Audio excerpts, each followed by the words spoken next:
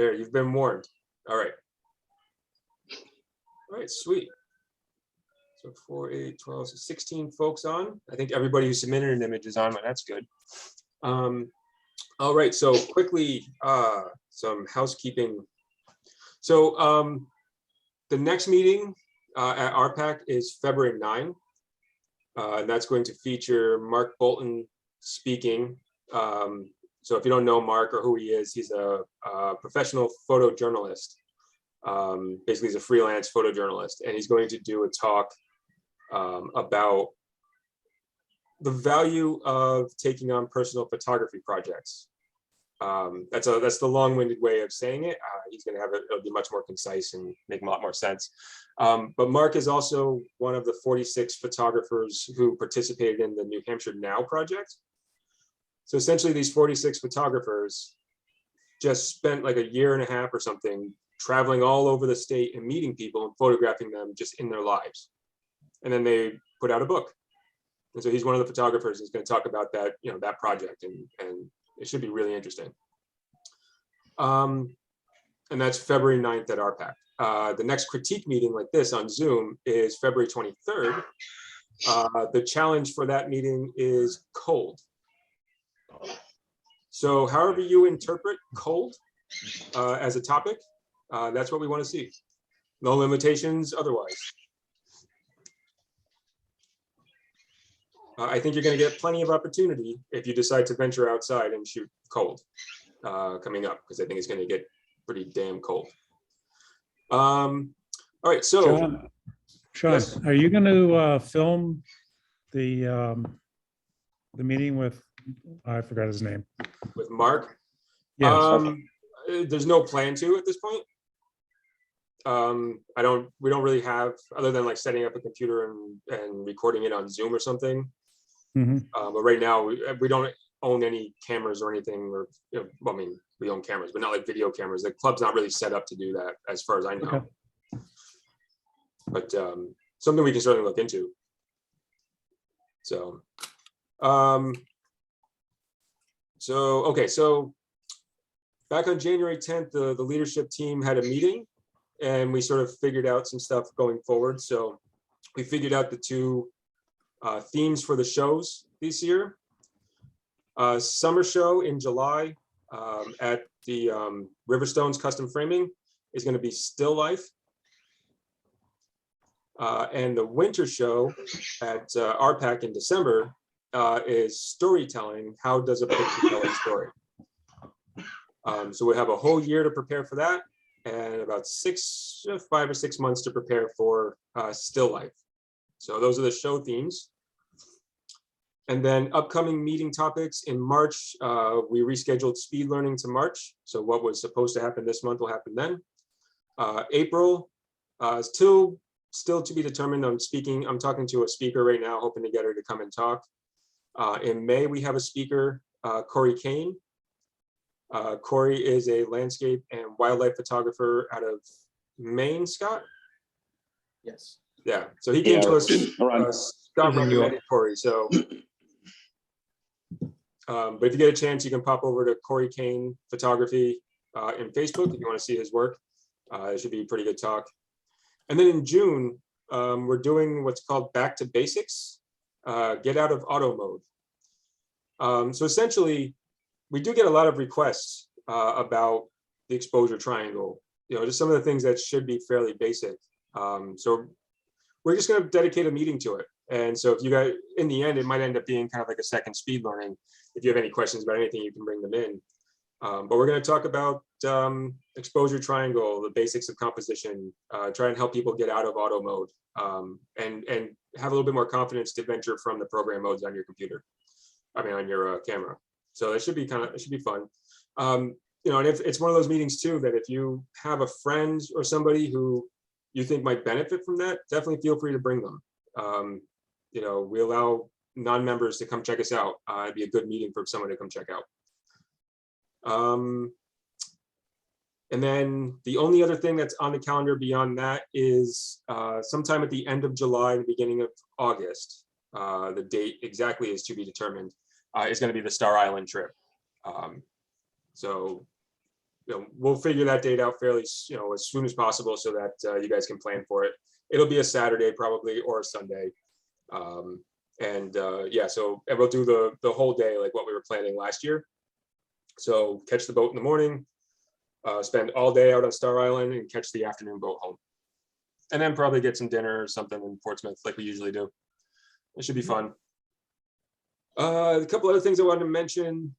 In the spring, again, I don't know the dates yet, but just to kind of put it on your radar, is the amateur show at the church downtown in Rochester. Usually that's in April. Yes. So kind of keep that on your radar. If I find out any information, I'll let you guys know. That's a completely amateur show where you do have to print your photo. So it's a little bit different than some places. And then in September, Rochester Fair will have their show or their photo contest, I guess is what they call it. Again, it's an amateur contest, so it should be on your radar as well if you want to get into some of that. Last year, the Camera Club, some of the leadership team judged the show, and I believe we're planning to do it again this year. I think we have to just confirm that, but and in return for us judging the show, we're going to be allowed to set up a table, like an information table. So we may ask if any members want to volunteer to sort of man it a little bit during that week. So we have some representation there to talk to people if people have questions. But those details will be figured out, and we'll send out more information, and if we a way to sign up if it's something you're interested in doing. And then the last thing, the leadership team. So basically Tanya has at this point basically stepped down from leadership. For those who don't know, Tanya is retiring from photography. And mostly I think she just wants to, just from talking to her, she really wants to just spend a lot more time at home. They bought a sailboat, and she said last year that she spent 3 whole days on the sailboat. So in essence, Tanya sort of is stepping away, not just from her business in photography, but also from photography, at least temporarily for a while. So that's where the call for if anybody's interested in joining leadership came from. So we've had a couple of people asking, what this is about. It's that Tanya sort of stepped down from vice president last year, but wanted to stay on as part of the outings committee. And at this point, she's essentially, given her blessing to replace her on the leadership team. So anybody who's interested and wants to be more involved, have your voices heard a little bit more, want to help plan things and be a part of it a little bit more, let us know. Basically, we have, it's sort of a self-nominating process, and those, it's open till the end of the month. Sometime after February 1st, we'll figure out exactly how to decide. But yeah, so just let us know if that's something you want to do. Just let me know or talk to Jared. That's fine. That was a lot. Hopefully somebody was taking notes. I'm joking, I have notes. Did I miss anything out of all that, Jared or Jacob or Scott? All right, good. So that's all of the housekeeping for now. And I'll put that in, I'll just copy and paste these notes and put them up on the members groups. In case you aren't taking notes, you didn't remember all that, there it is for you. So with that, I guess we can just move right into our critique tonight. So I'm going to share my screen and Lightroom, and there you go. And it's a fuzzy little squirrel. All right, so our theme tonight, as everybody remembers, is Make It Square. Everybody did a great job to stay within the theme. Sean, you want 5 minutes on the per Yeah, image? so we have 13 photos. If we did 5 minutes each, that gets us to just over an hour or so. Probably closer to 90 minutes with going over time, which is plenty. That's fine. So yeah, let's do the 5-minute timer tonight.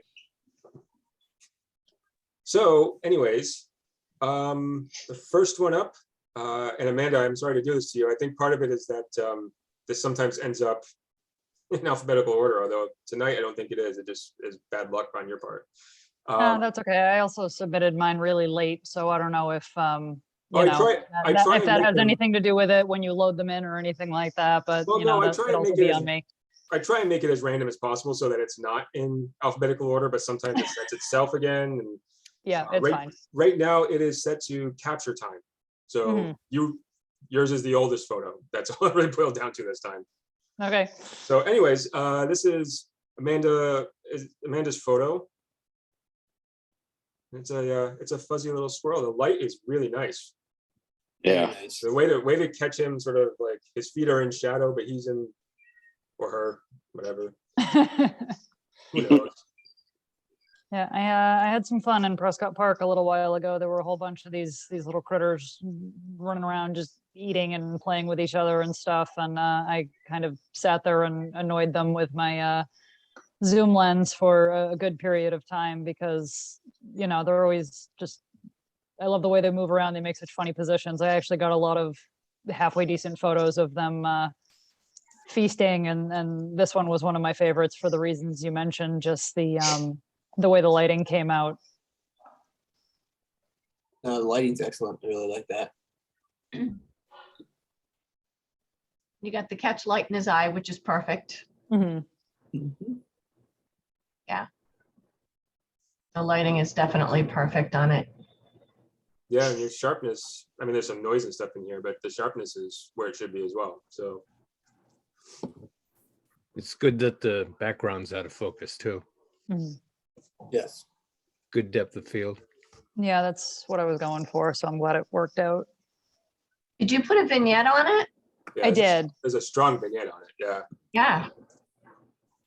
Yep, I did. Maybe a little too much, but I felt like it sort of drew the eye in on him as the subject a little bit more. I didn't really do too much cleanup in Photoshop in terms of like eliminating, you know, there's still a lot of moss and you can see some leaves and stuff like that. So I felt like darkening in around the edges sort of helped draw the eye into him and the little bit of brightness on the tree right behind him a little bit more. Did you crop much at all? Not that I recall. No, again, I was using my zoom lens, so I was able to get pretty close in without, you know, invading their personal space too badly.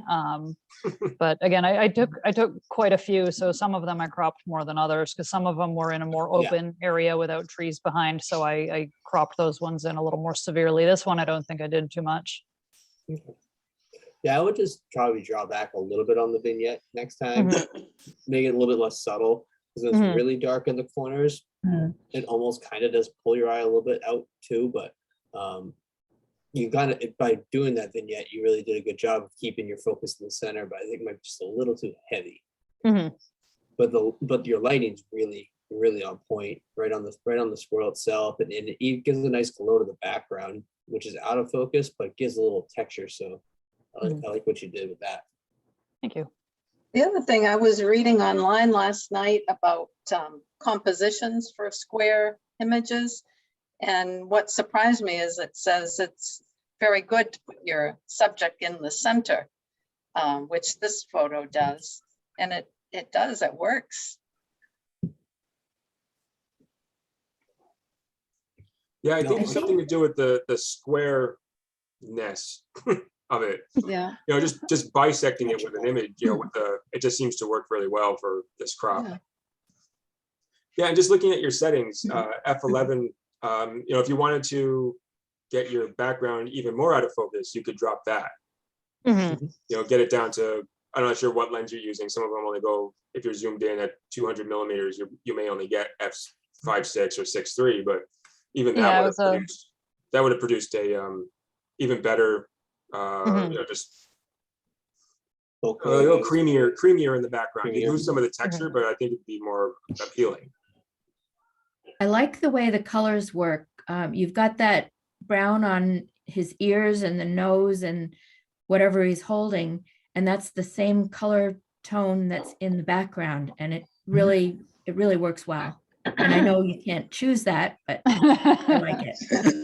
Well, you thank kind of can. Maybe. You know what color squirrels are, and if you can see that and just sort of wait for your, you know, hopefully this scene sort of presents itself. I mean, it's like shooting birds, right? You Yeah. pick the branch and you just hope to and pray that a bird lands on that branch. Sometimes. That's why I don't do it. I don't know if I have the patience for stuff like that, but The other thing you could do to blur the background more in the latest version of Photoshop, you can just select the subject, I think it is, and then invert the selection and blur the background Mhm. if you wanted it a little more. Oh yeah, you can do some of that in post for sure. Yeah, I Mhm. think the new neural filters is one of them is lens blur. Isn't Yeah, yeah, It? Yeah, it is. So, or no, depth blur. Lens blur was already one of the filters, but now the new one is Right. called depth blur, and it can somehow read the depth in the image and make Yeah. it look somewhat natural. I'm still kind of skeptical of some of these neural filters, but it's AI. It should just keep getting better and better. Yeah. So I think you did a really good job capturing the squirrel eating a nice little seed. Yeah, I think Yeah. he was eating one of those little helicopters that fall off That's the what it looks trees. They like to seem to me like too. those. Yeah. Yep. Mhm. But I don't typically dabble in wildlife photography. I was out shooting photos of, a million other things and was just walking across Prescott Park and happened across a whole, whatever you call a group of squirrels. I don't know, a flock, a murder, whatever of squirrels. And murder. All of the just, above. just a fluffy of squirrels and just, sat down to watch them for a little bit. And it was just lucky I managed to get a bunch of really good shots. But yeah, like you, Sean, I generally don't just, I'm going to sit on this log and hope something comes along and it's worth shooting. No. So this Yeah. did kind of give me a little more of an interest for it, but yeah, I don't know if it'll ever be for me. Yeah, hey, that's what makes photography great, though. Everybody has their own. 5 minutes right there. Yeah, I mean, everybody has their own sort of chosen subject matter. And that's what makes it great. I mean, I do take an embarrassing numbers a picture of my cats, but they don't generally move, so it's pretty easy. Yeah, I know a very accomplished photographer who takes an embarrassingly large number of photos of her cat as well. She even made an Instagram for him. So Oh, okay. yeah, Pat If I ever Corlin learn has how a- to use Pat- Instagram, I'll do that. Pat Corlin has an Instagram for her cat called "Has Anybody Seen Dash?" So if you ever want Oh, to, yes. yeah. So all right. Anyways, all right. So nice job, Amanda. Thank you for thanks for being a part of this. Next up, Deb Boulanger. Yeah, that was Nice truck. taken in Kennebunkport during the prelude. I was on a photo walk with Hunt's Photo, and it was just, I loved the colors of it. The sun was setting. I actually had to do a lot of work in post-processing to the left-hand side of it. There was a big white tent there. So I took it into Topaz and used my artificial intelligence Topaz and erased the tent. When you point it out, I can definitely see it. Yeah, but if I hadn't have said anything, it would have, yeah. But no, it just, I loved the photo, but that tent really distracted it. And I really struggled to find something to work with Square because I really haven't been out much in the last 2 months actually shooting, so. Thought this one might work. Yeah. It definitely works with Square. I like that it fills the frame up. Mhm. It wasn't the traditional red, it just, the soft blues, I just, the colors. I think that's part of what makes it work, Deb. It's not traditional red, it's the brown or the beige, Mhm. the sea color on the ribbon. Yep. Beautiful. Even on the ornaments. Yep, even the ornaments. His window sticker. I know, I almost took out the window sticker. I know, it's cool.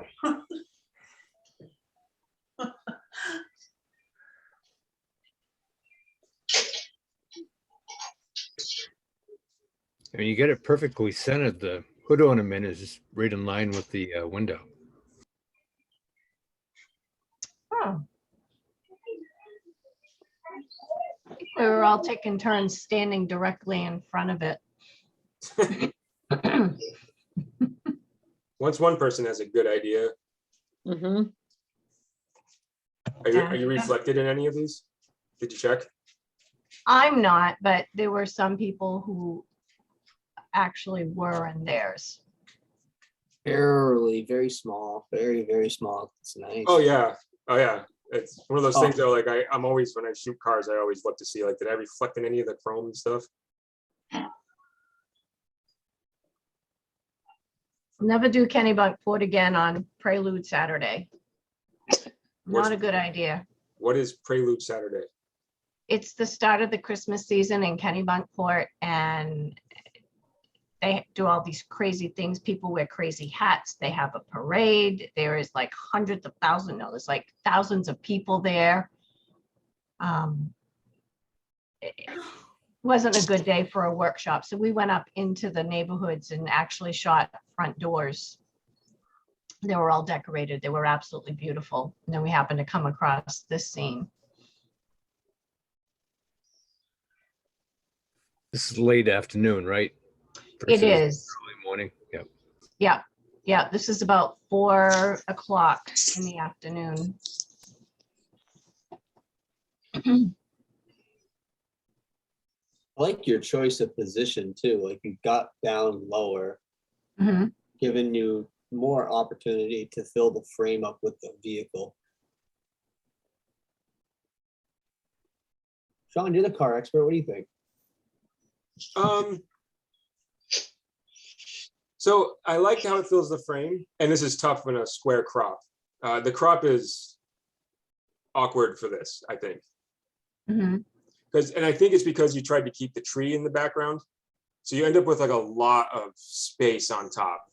So the whole left, the top left quadrant is just white almost. And so my eye just keeps getting dragged up there. Yep. I think this probably works better, and you probably would agree with me, it probably works better as a, just native crop. You have a little more space on the sides, and it just sort of makes it look a little bit less awkward. But I mean, other than that, I mean, I think it's really nice. A hot tip, if you're going to photograph cars or anything reflective in general, carry a circular polarizer in your bag. I do have one, yes, So for the that, reflection. well, it's not just the reflections on the paint, it's also the glare in the windshield. Like that wouldn't be so like sort of washed out. You could really blacken that down, make it look really nice. Mhm. And it would have added color. If you're worried about the windscreen, then you would have the circular polarizer sort of in that position, and it would help the color in the sky be a little bit more blue. It would stop it down a little bit. So you would have picked Oh, up you know what? more of the sunset or whatever it was. I didn't have it in my bag because I was without my camera at this time. I was borrowing a camera. Yeah. So on Remember this that. day, I didn't have it. So I mean, it's just a tip for anybody. Yeah. I mean, even if you're a landscape photographer, I can assure you that Jared, Jacob, Scott, they all carry CPLs. Mhm. Because they're invaluable if you're shooting water or anything reflective. You either want to kill the reflection or they even have, almost seems like the ability to enhance the reflection because it kills sort of everything around it. So yeah, they're kind of on the pricey side for good ones, but they're one of the most valuable thing I carry in my bag. But yeah, I mean, otherwise, I think the light is really nice. You exposed for the highlights in the background really well, but dealt with the shadows up front also well. And you even kept the light in the light strings. You can even see those. So it must have been pretty dark. So yeah, handheld or with a tripod? No, with a tripod. Yeah. No, I think it's really cool. Very, very good. Thank you. 5 minutes, Sean.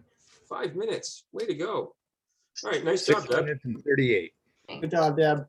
Thank you. Yeah, and Good it's job. rare to see a Studebaker as well, or a trucker and otherwise. So those aren't a dime a dozen, as they say. Car. Beautiful car. All right, Chris Morris.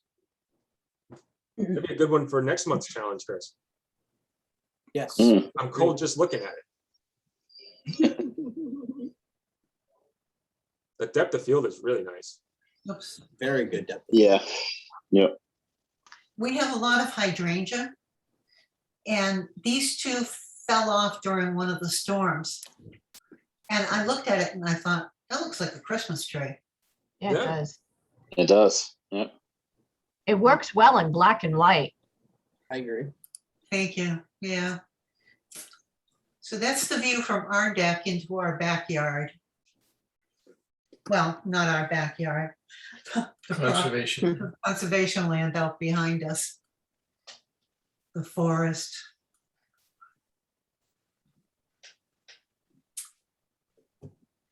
I thought I think I liked would've- it. Go ahead. I thought I liked it. I'm not so sure, but Well, I like it's it. very I nice. like the composition of it. I think one thing I would want to do is I would try to use or select my subject here and then darken down the background a little bit because there's a lot of really bright highlights back there with the snow. And then as Sean's doing now, adding a vignette. And that would kind of bring a little bit more attention to your subject here in the center. I think that would help out a little bit because with the snow being from foreground to background, it's really difficult to, keep those highlights in the back from pulling your eye away. Because if I look in the lower left-hand corner between the two hydrangea bunches, there's a white spot there and it kind of pulls me away a little bit. thanks. But no, I love your depth of field. It gives that abstract look in the background.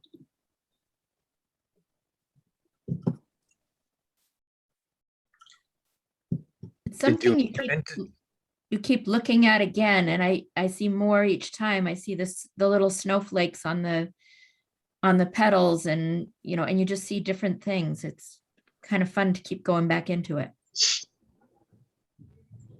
Well, thanks. I Yeah. should have Did you got in- miniature ornaments and hung them on it. Oh, No, this is it's, the snow no, looks that would have great. ruined it. Yeah. Yeah, at that point, it just becomes gimmicky. Yeah.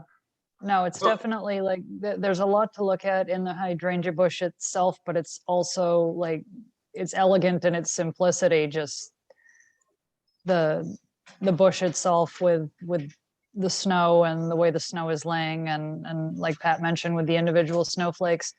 One thing I do want to ask is all of the blurred trees and stuff in the background, was that all just from depth of field from your camera settings, or did you blur that further in post?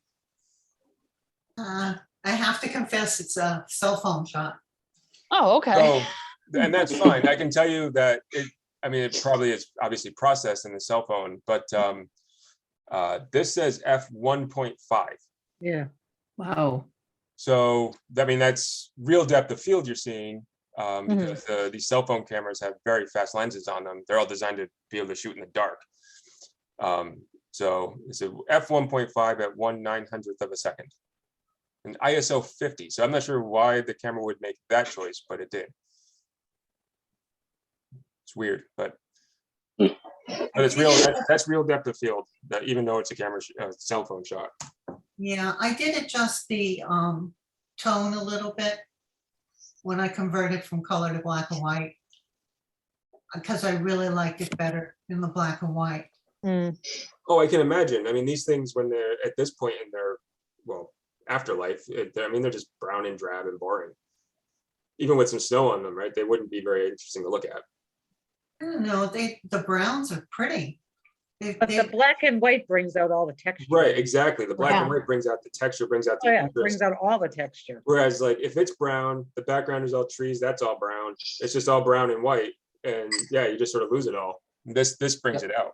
Black and white Oh, was the yeah. right choice. Yes, it was. Hey, was there any ability to move that other little one to the back left side?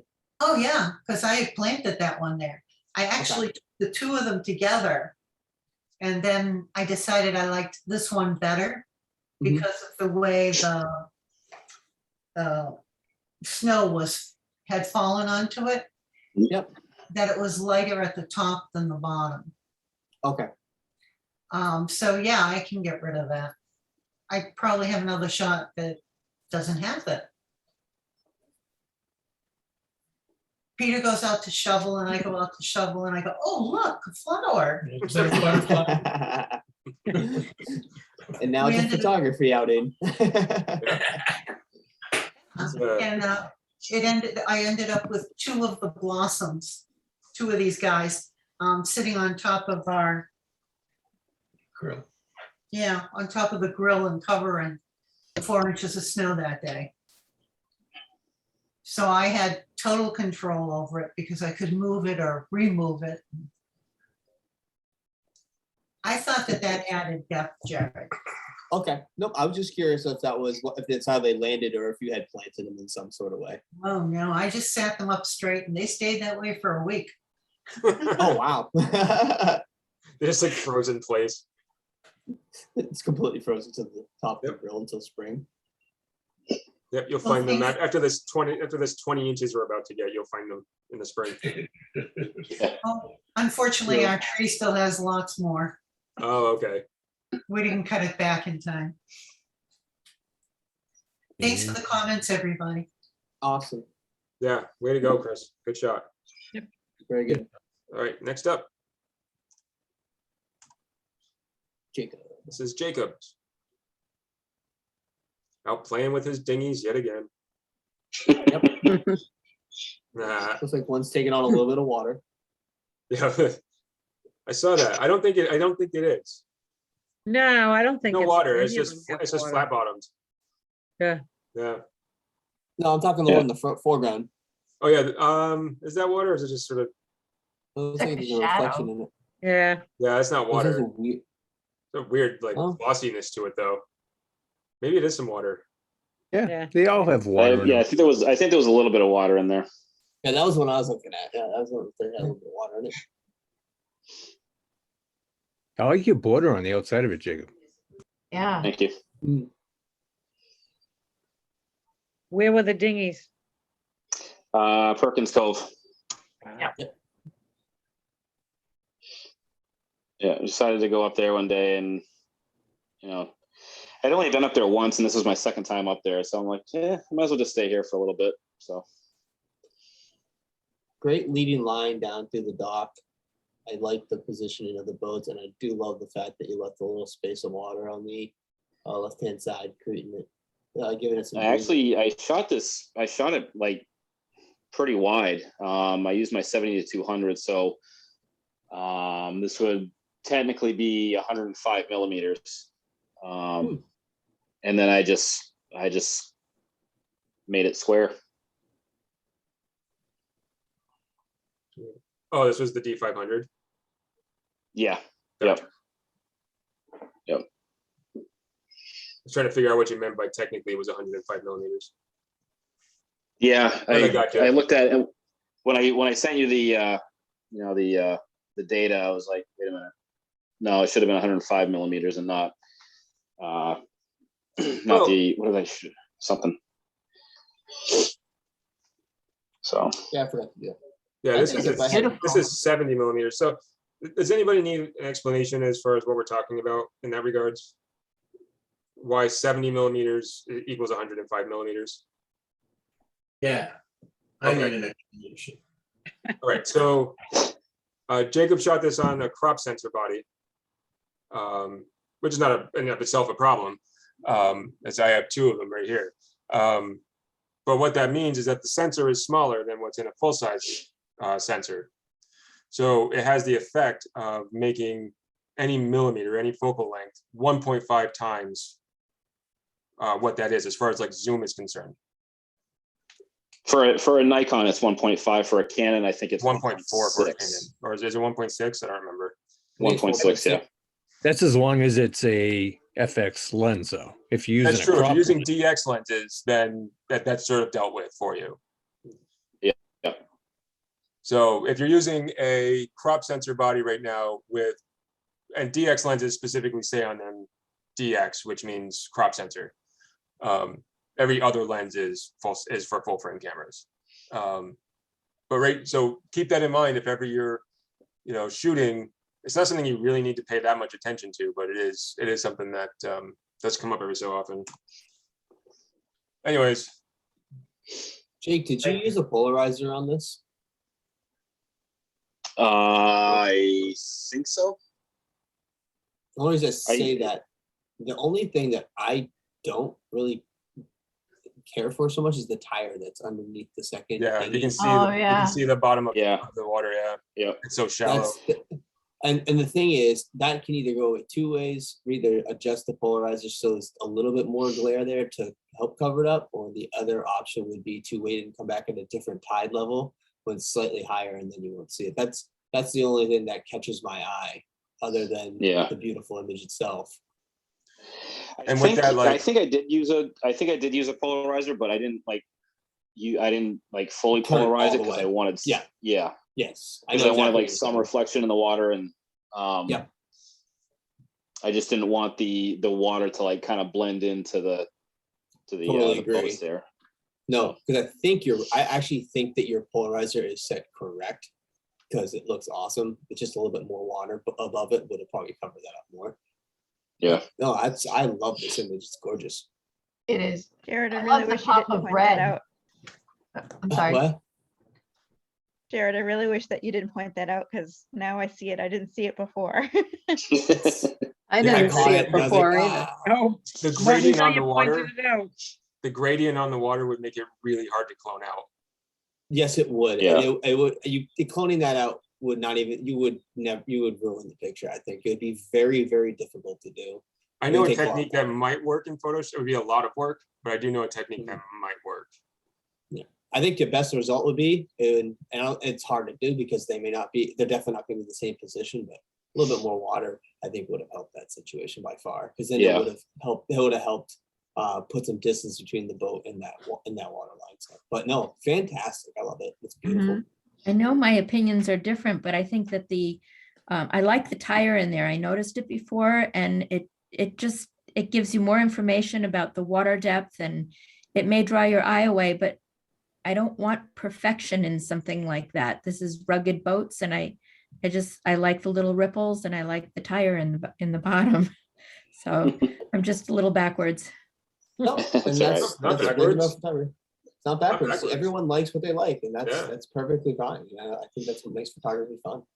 Honestly, Pat, a lot of times you say things like, it makes me go, I hadn't thought of that.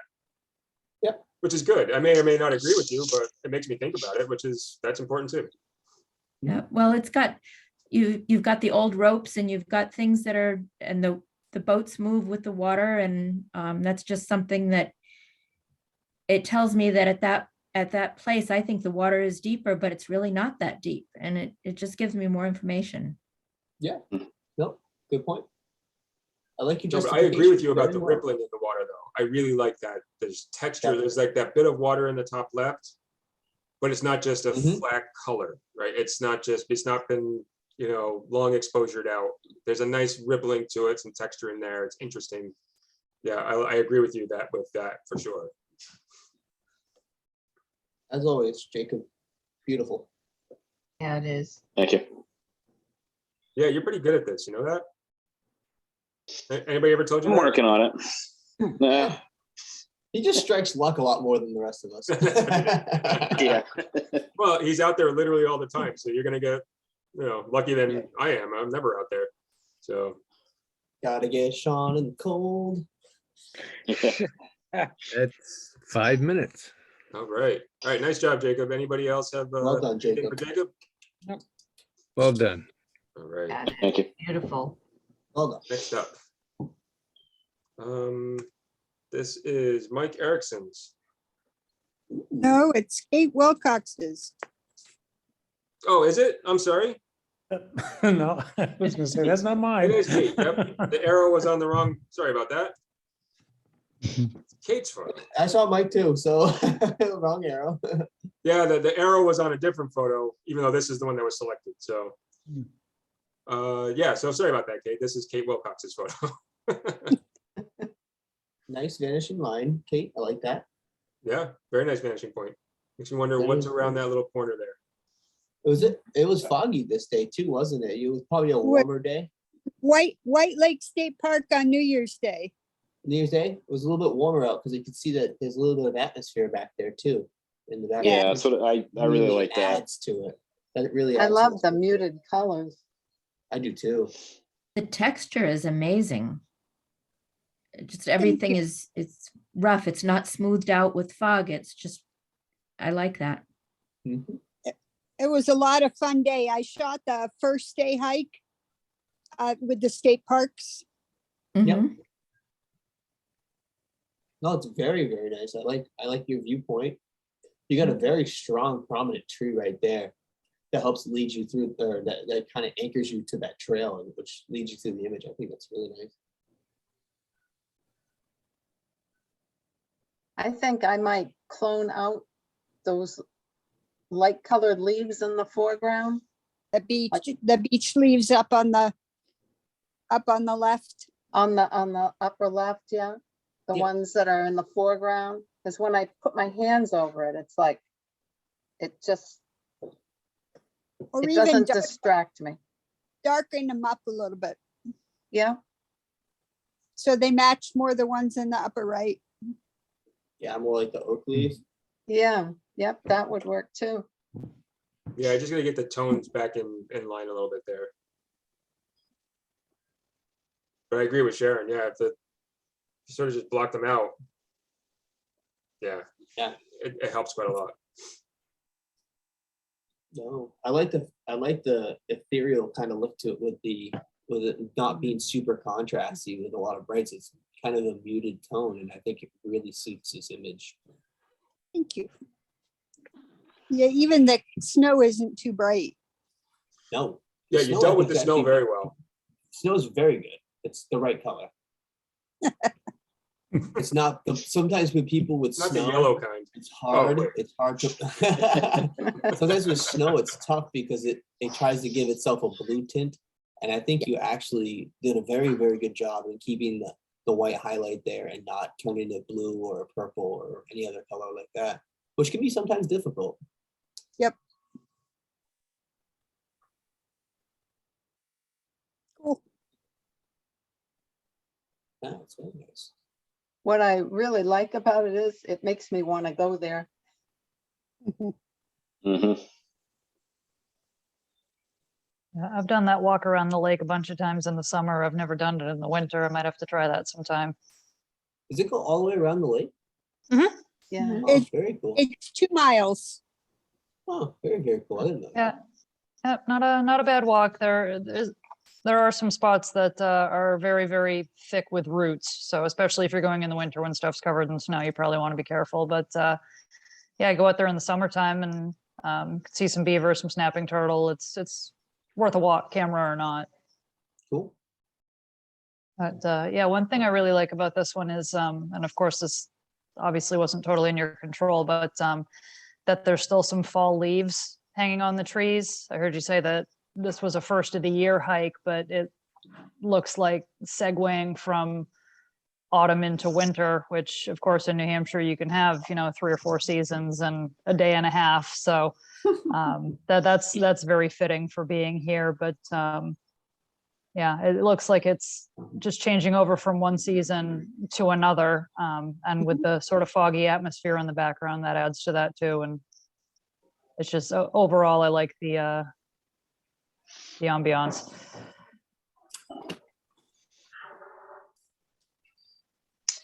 One thing that I would probably suggest is maybe a slight vignette on it. Uh-huh. And, that way, maybe like draw your eye into the in the center of it just a little bit more.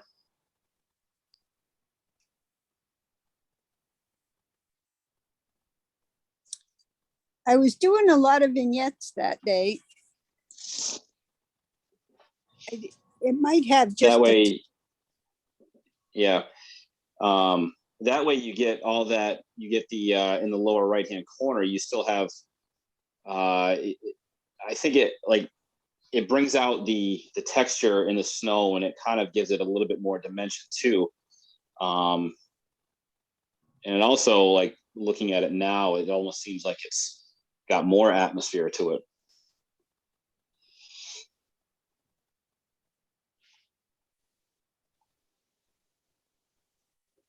I've seen where some people that do images like this, they'll do a vignette on the outside, but then the furthest point down the path, they'll do a highlight. Yeah, Make it a little pop a brighter. little color out there. Yeah, and maybe tint it just a little bit of yellow. I see a lot of people doing something like that. They do it a lot in portraits. You could do like a radial, That's what I was going to gradient do. down there, and I still can't wrap my head So around. click that again, and then click create new mask. Oh, create new Up and mask. up. Yeah. There it is, and then you can select it. It took me forever to figure it out. Well, it's one of those things. I mean, Think it- it's kind of cool that it does it, but is it really necessary? I use it for specific applications because it does a really good job at it, of selecting specific colors in a gradient filter or stuff like that. And maybe add like a little bit of dehaze. Dehaze isn't an option in your radial filter. It is. It is Above right the there. It hue, is. right above hue. This is defringe. No, No, above go hue. up, Oh, up here. right there, Dehaze. Yep. I hate Lightroom. Sean's a Photoshop guy. I mean, I use Lightroom, but it's like it's a place where things get prepped, not finished. But yeah, I mean, it's a kind of a cool idea, just the same. So if we turn it off and go back, Yeah, those are things you can play with too. to Oh, see- to absolutely, yeah. picture you play with stuff like that to see where you want your eye to go. And you just do small little tweaks like that. But no, I think it's a good capture. It's a great capture. That's 5 minutes. all right. Nice job, Kate. Thank you. Nice job. All right, next up, we have Matt Vigen. No, Mike. What? No. There's a Mike. Oh, no, it is Matt. Sorry. This is Matt. Sorry, I thought you were on the other name again. Sorry. I'll just stop talking. Well, all right. I see the logo now. Sean, that's what sea smoke looks like. Oh, I've seen Sea Smoke. I've even seen it in person. That's a lie. No, I have. Were you in a heated car like driving by? Like Correct. kind of see it or That's exactly right. Yeah. You people. I think we're gonna have to you kidnap landscapers Sean and are, just like are crazy pants. So Matt, I can tell that wasn't first thing in the morning. That's probably 9:30. Matt, if you're talking, you're on mute. Yeah, it was right after sunrise, probably about within an hour after sunrise. That morning, there was probably 30 photographers that hit that location that from Common Island there. Yep. And yeah.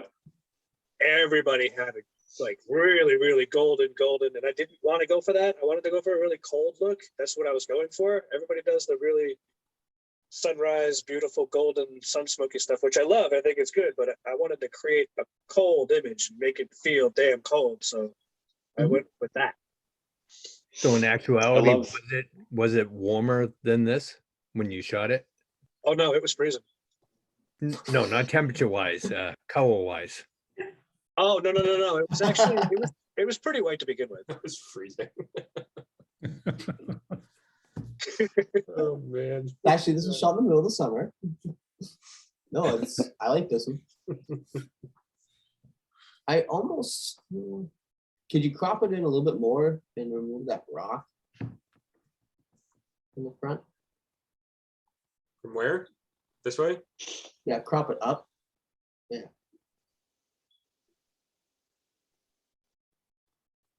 No, that's too much. I just want to crop out his logo so I can reshare it. There you go. You're welcome to. Just make sure you tag me, okay? Do it. What do you So think? I do actually have another square crop like that where I put the buoy literally directly in the center. Yeah, move a little sky to there. And then put a little more blue in the sky on the top.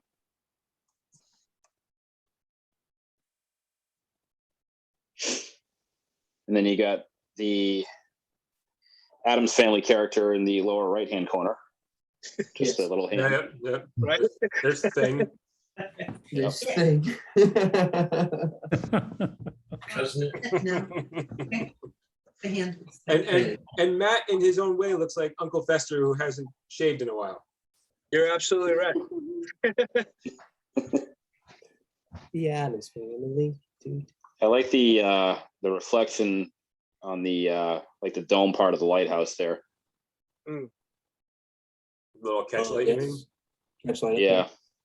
Yeah. And the clouds, like just the clouds itself, those are, I love those too. And the cones and the clouds that poke off to the side are pretty cool. Yeah. A lot of the images that I took that day were actually from Kittery Point over by the docks, shooting towards that direction. So the life-saving station would be, you know, closer in the foreground towards me, and Whaleback was like right behind it. Yeah. I was shooting from that direction while the sun was rising, and I saw what everybody was shooting at, and I was like, you know, I'm kind of glad I did come over here instead, because that morning I saw literally like 15 to 20 different photographers post the same exact image, same exact composition, sun in the same spot. I was like, I'm kind of glad I did go there a little later. I did that a couple weeks ago too. I shot from Fort Foster, so I could get a different perspective on it. I know exactly what you mean, Maddie. Yeah.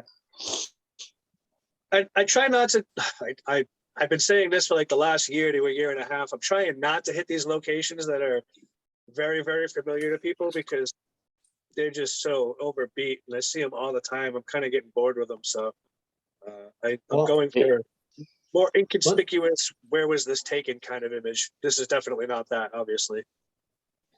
You did a great job capturing the sea smoke too. You got real good thick smoke across the whole thing, especially right located on the horizon. You even got a couple little spots where you can see where it starts to do its twirl up. Yeah, I love bit that. of The info, so separation at the horizon line is really cool like that. yeah, no, you did good on that one. And you And I still like got some it- of the blue in the water. Yeah. Yeah, it is really beautiful. That's cool. It almost makes me want to go out there. Not quite. Yeah, it hurt. But almost. It hurt my I would face to be highly there. recommend it for Sean only. What? Sean needs to go out. because, like, Sean needs to go out and shoot the sea smoke.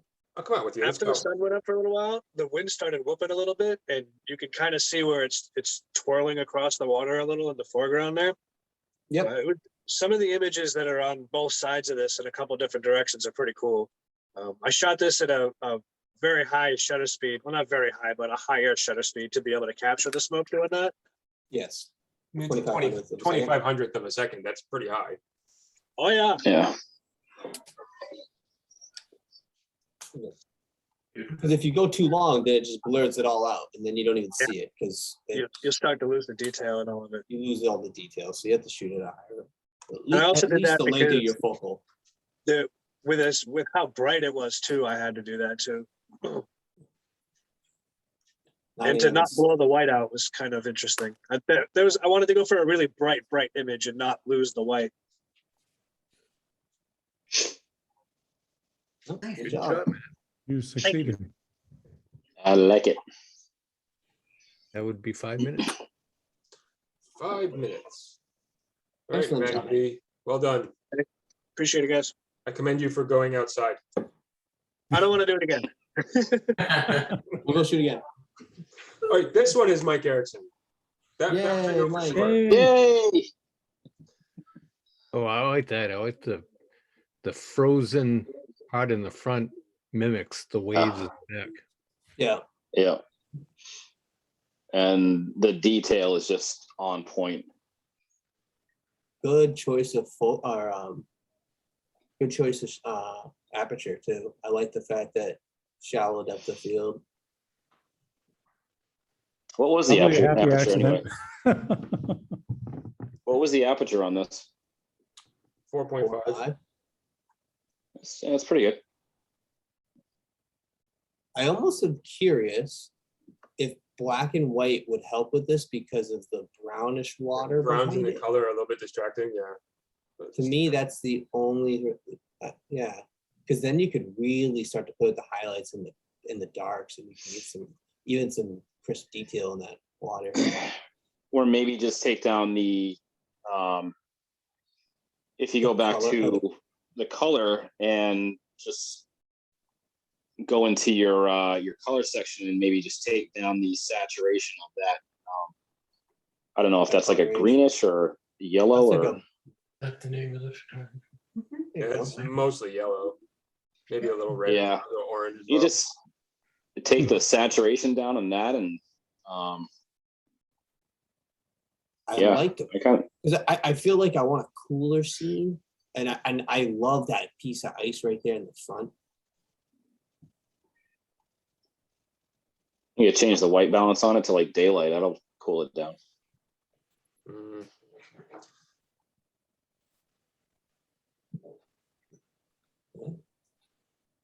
I like the color of the ice now. Yeah. There's Maddie, so it many wasn't as textures. cold as the day you were out. It was cold though. I love those frozen bubbles. I can't stop looking at them. They're so cool. Yeah. Oh yeah. Then even when you zoom in, I like it. I like it more now. Jeez. That is so neat. I love that. Yeah. Looks like a painting. And Looks I like almost a wonder if, Boston like, bee upside down. the I'd background crop is that cool, in but there and might be just do too the much of front. it. Yeah. Yeah. Go there. Yeah. And then add a little vignette to it, and then you could really, I think then.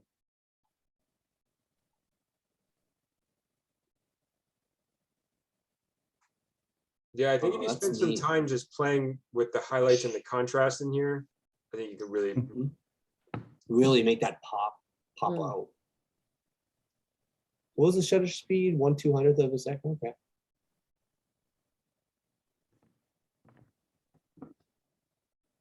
Oh, this is very unique, very neat. I like your choice to leave it on in the bottom third too. I think that's Yeah. smart, not putting it at dead center, because then I think you're in front of it's probably not as interesting. Yeah, well, that was more an accident because I don't think there's anything below it. Remember, when you take a picture and you share it with us, nothing was an accident. It's all planned that way. Yeah, no, that was accidents don't happen. Right, That's there's no- exactly how I planned it. There's no coincidences in photography. We're not getting lucky. We know what we're doing. Exactly. Oh, very neat image. Very neat. Thank you. Is that frozen on a rock or? It is. It's frozen on a rock. Yeah, it was over at the Oyster River, over by the college, and Oh, there's a okay. little waterfall there, and that was all stuck on the waterfall. Beautiful. It's very, very cool. Thank you.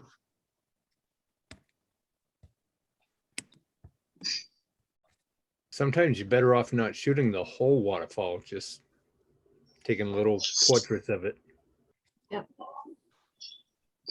It's not a pretty waterfall. It's these were the Well, I think interesting you made it bits. pretty. I think you made it pretty by doing like focusing on the small little portions of it. That was the right choice.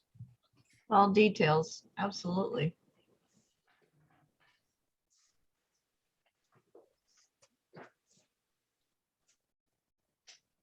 Nice image. Yeah, there you go, Very Mike. well. Well done, Mike. All right, anything else for Mike? All right, nicely done. Thank you. All right, next up. Lisa, is this yours? It is. All right, Lisa Shortliff. That was taken somewhere. We were out on the snowmobiles on Sunday. And I have never, and all the riding that we've done in everywhere, I've never seen so many birch trees as we did this day riding. I mean, we were driving down a trail and there was just hundreds of them everywhere. Birch trees are beautiful anyways. So this was Where taken. were you? We left from New Durham, from Johnson's. Yeah. And we headed over to, I don't even know. I don't know. We did 60 miles. Heading north? Yeah, we were heading over towards, so we went down 11 a little bit and then hopped over and went over towards Wakefield and that way. Mhm. And then just did a big loop and came back by the up on top looking down onto Merry Meeting. We weren't anywhere near the water. Sunrise Lake is out there somewhere. Yep. We're out there. But I switched back and forth. I had my phone with me in my coat, and then I have my point and shoot, which I carry in a bag on my gas tank because it keeps it warm. I never bring my good camera with me. So this was taken with my iPhone out there. Really pretty. I love the composition. Yeah, there was just so many, as I said, I've never seen so many birch trees. And to try to remember what trail I was on, I don't remember, so I don't know if I'll ever find them again. You'll find them by mistake. Yeah, yep.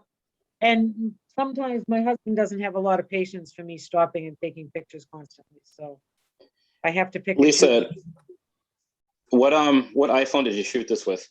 12. 12? Yep. If you go into the original photo, yep, and I think on the bottom, you have that little information bar. On the original picture? On the original photo. Okay, I'm looking at it right now. Yep. I think there's an icon, the second from the left. No, sorry, the second from the right. If you push on that, or even if you don't have that. No. What if you slide the image up?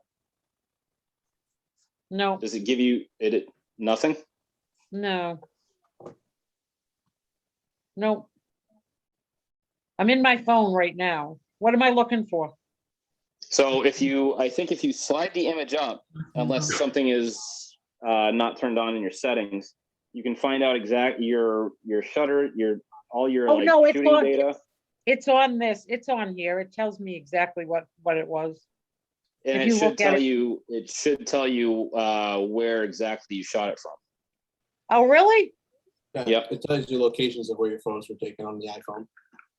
Yeah. Oh, and I must not have something set right, because I know I have my locations on my phone because I was using an app from the Snowmobile Association. So I knew exactly where I was at all times. It pinpointed it. Yep. So I know I know everything was on my phone. So yeah, I don't know. Right. I was looking at the picture right here. I have the picture right in front of me. I'm on my phone. Next meeting, obviously you'll have your phone on you. I can try to help you figure out where you shot it from. Okay. Yeah, because I don't even know if this would be accessible during the summer without hiking. I mean, quite a distance out in the woods. I mean, Yeah. literally, there were probably thousands of birch trees. It was unbelievable. I mean, usually when you're riding and you're out there, you have pine trees and you're lined with pine trees and a lot of snow. Yeah. This was just birch tree after birch tree. I like how the clouds on the clouds on the left-hand side give the illusion that it was like a long exposure. Yeah. It wasn't. Yeah. It was quick. But yeah, I said I took some with my camera and some with my phone, and this happened to be one with my phone. Very So nice. very, very, very few pictures. I mean, all day out there riding, I took like 40 pictures. So I don't take many when I'm out riding. But I just thought this was pretty, and birch trees look great in black and white. Yeah, black and white was the right choice, I think. You have a lot of detail in the white too, which is hard to get with snow. What, a lot of detail in the snow? Yeah, sometimes that doesn't come across that well, but you got it here. Yeah, I mean, I post-processed this in Lightroom after I did play with it. It's interesting that the trunks are white against the dark and the tops are black against the white background. So I like that kind of reversal. Yeah, it's a cool composition. Yeah, I may have to print this one. I think I may. Definitely. Yeah. Or I'm gonna have to figure out, maybe go back sometime. It'd be absolutely gorgeous in the fall. So yeah, the next meeting, you'll have to show me how to figure out where I was. Yeah, definitely. Travel back in the fall. That might be a good spot. Yeah, and it was all, I know, I don't know where I was. I was somewhere. The phone could be good. The phone could be good for speed learning too. Oh yeah, yep. How to use some of those settings. That would be an idea. I think that's one of the ones that I'm going to go over. Yeah, Jared was going to cover some stuff on the phone and how to process in Lightroom Mobile, things like that. Yeah, Jacob's got that stuff. That was on the docket and still is for March. Sounds good. Yeah. It's 5 minutes. All right. Excellent. Nice job, Lisa. Way to go, Thanks. Lisa. Nice work. Good Thank job. you. All right, up next. That one's mine. Ooh. Is that yours? Yeah, You play that? look closer. It's Legos. Is that Lego? It's Legos? Oh my, it is Legos. Look at that. Oh, so we Cool got to get ball. Sean out of the house. Yeah, we do. This is in the studio. He left the house to go to the studio. Yeah, I did that in the know studio. I for was a out of the fact. house. So Sean, how did you get the reflection? It's black plexiglass. Okay. Nice. So the reflection is real. The reflection is in camera. The background is completely made in Photoshop. Otherwise, yeah, it's a 3-light setup. I focus stacked it twice. I focus stacked it with, there's a light, kind of a strip box light hitting the feathering in to hit the guitar, and then a spotlight behind it to hit the amplifier. So I focus stacked those two things at F10, I believe. And then I did the same for the rim light that was coming around the background. So the background in the original image is just 24 by 36 foam core, just black foam core. And so there's a box behind the foam core with the light that feathers around it, and that's how you get the rim light on the edge of the amp and up along the edges of the guitar. Well, I have to say, I really do like this. This is very, very good. Very creative. I love it. Yeah, I like this one. This was a lot of fun. It took, I was probably in the studio for close to 6 hours, just trial and error, figuring things out. I feel like this is so weird for you and I love it. Oh, right now I have this like weird infatuation right now with product photography in general. Like I did the bottle last weekend. I did this weekend. Yep. Well, it's good because you're in there playing with the lights and practicing. So I Yeah, think oh, you yeah. really did a good job with the lighting on this. I think See, the tones are good. It was really cold this day. Guess what? So you didn't find me at the shoreline. That's why you're in the studio. It does kind of look like sea smoke in the background. It does. Well, it's just an overlay, so no. So is it safe to assume, Sean, that you didn't have any say in next month's challenge topic? Was that picked like just to troll you? It sort of was. Yes, it was. It was but, kind of brought on. To me, all of the challenges, to me, I'm always trying to figure out a way to push myself a little bit further. So maybe I'll get outside, or maybe I'll like do a really creative shot of ice cream or something just to show. Yeah, you I was about to still don't say, have you're to just go gonna outside. take Here's a an ice picture of an cube. ice cube tray from your fridge. Here's an ice cube. Yeah, so I was gonna You can say. open up this freezer. I was gonna say that Sean's gonna post an image of just his ice cube tray with ice cubes in it. Well, he said he's been into, the product portraits lately, so maybe just like a pint of ice cream. Ice cream is tough to shoot. Probably. Ice cream, shooting Legos don't melt.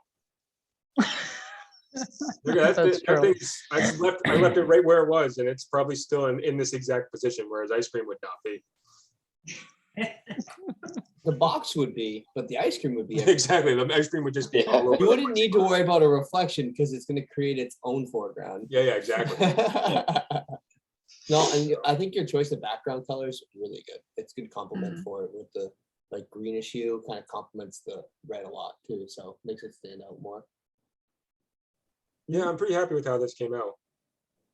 Did you have a hard time with the spotlight on the amp not blowing out the background, being able to? No, Yeah. there's enough distance between the subject and what the background, what was there. I made sure of it that it would be completely out of focus, and I could control any light that was going to hit it. There was still some light, but it was irrelevant because it was all this was cut right out of it. Yeah, I mean, if I ever showed you the Photoshop file, the background is completely made up from scratch, and then I just popped this in place. And then from there, it was just retouched. Your reflection is amazing in this. I love that. Very good.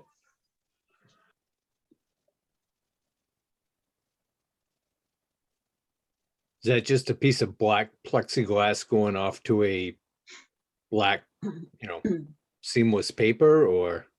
So no, so the guitar and the amp are sitting on black plexiglass, and I think you've seen. Well, I don't know when last time you were up at the studio. So the guitar is only, I don't know, 5 or 6 inches tall.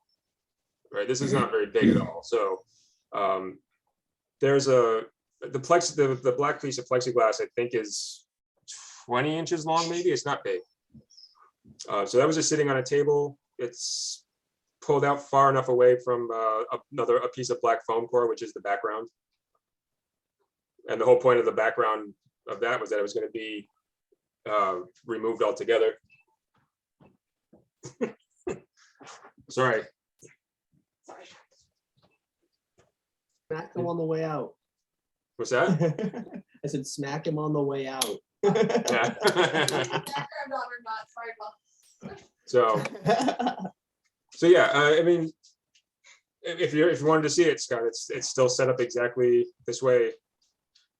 I had to come home to edit it, so I just left it right where it was. After 6 hours in there, I wanted to get out. You killed it. Very Sean. nice. Well done. Very, very good. So Yeah, beautiful. In 5 minutes. alrighty. Next up, this is Ben Kramer's his first critique, and I think this is fantastic. Ooh, that's neat. Are those chess pieces? They Awesome. are. Yes. Those are awesome. So is this? Very creative. Did you actually have 4 boards set up, or did you just do one and repeat it? So this was an experiment in controlling shadows. Mhm. So this is actually a multiple exposure in camera of one set of pieces and a single light.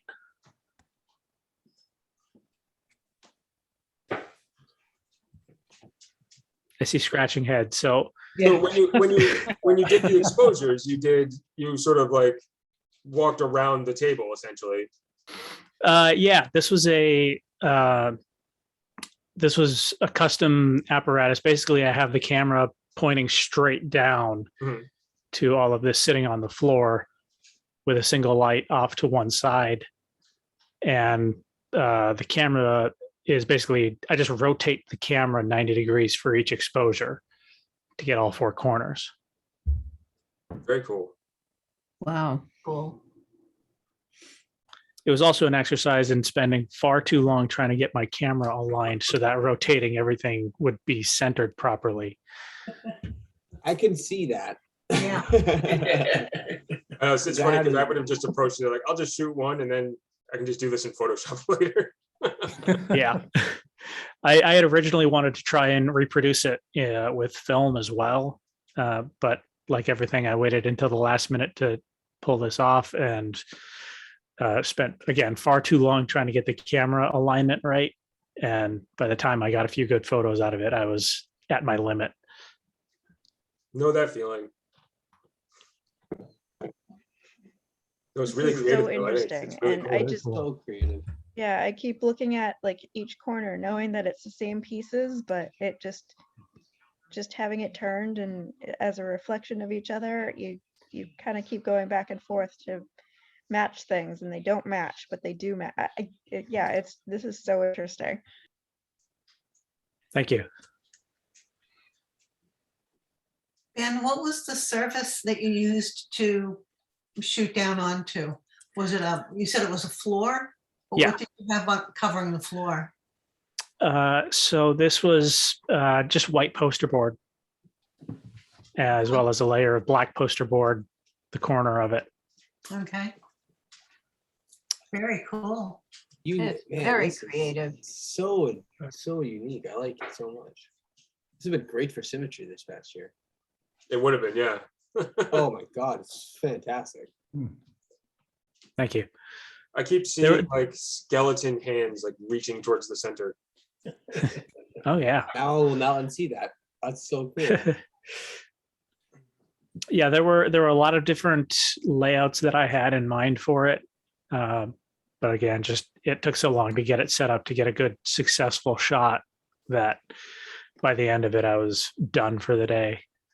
If you ever get a chance to reshoot this, it would be sort of cool if like you had the queen right in the middle and all four of these, I'm assuming these are king pieces. This one on the end in the corner being the tallest, maybe not.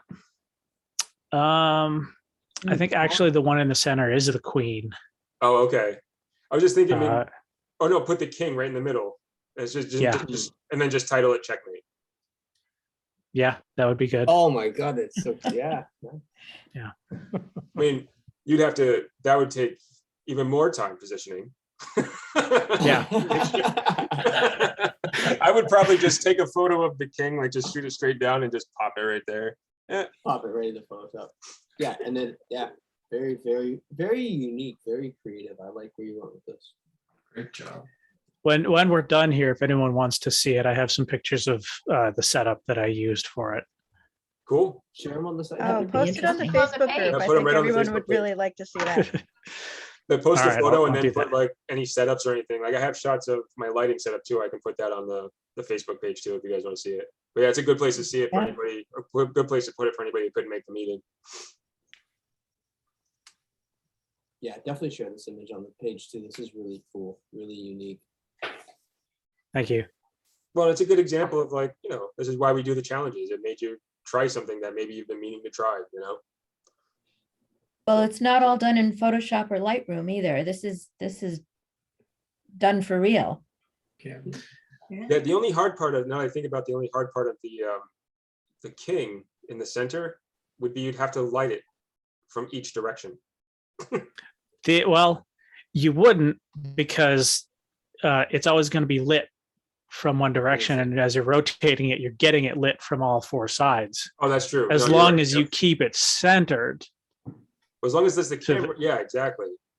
That's the real trick, is keeping it centered so that you don't end up with shifted edges. Yeah, it can't wobble in the before images. Yeah. Gotcha. There was some post-production done on this. I converted it to black and white, played with the contrast a bit, and I did a lot of cloning out of dust on the black. Yeah, you can, yeah. And I think you did a good job of cleaning out the dust on there because there's very few specks, but I think it adds a little bit of texture, which isn't a bad thing at all. Yeah. If it was completely straight up black, I don't know if, I kind of like the fact that you have a little bit of dust in there. I think that actually helps it out.